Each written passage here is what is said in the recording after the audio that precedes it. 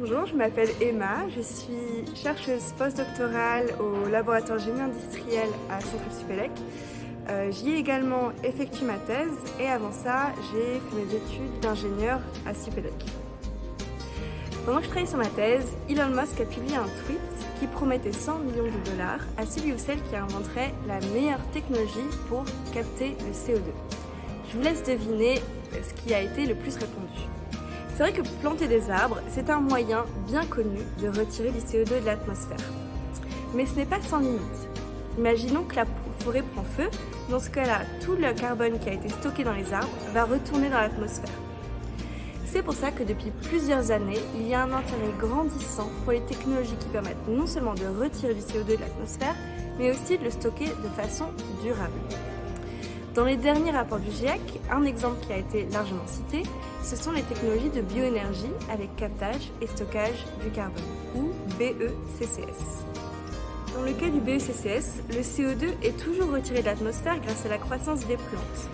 Mais au lieu de laisser les plantes sur place, on s'en sert pour produire de l'énergie, par gasification ou combustion.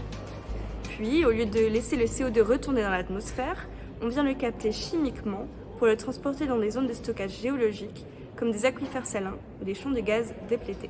Théoriquement, c'est très prometteur de se dire qu'on va pouvoir produire de l'énergie tout en nettoyant l'atmosphère. Mais en réalité, il y a encore très peu de projets BECCS déployés dans le monde, et ce plutôt pour des raisons économiques que des raisons techniques. L'une des barrières économiques que j'ai étudiées au cours de ma thèse, c'est l'importance de la coordination. J'ai étudié deux problèmes. La construction d'infrastructures de transport de CO2 qui nécessite la coordination entre plusieurs acteurs pour bénéficier d'économies d'échelle et la création d'accords internationaux grâce à l'accord de Paris qui permettrait de retirer du CO2 de l'atmosphère à l'échelle mondiale. J'ai examiné ces questions sous le prisme de la théorie des jeux coopératifs qui permet d'évaluer les conditions nécessaires pour la formation de coalitions entre des acteurs qui agissent en leur propre intérêt. Mes travaux montrent que la coopération permet de significativement réduire les coûts.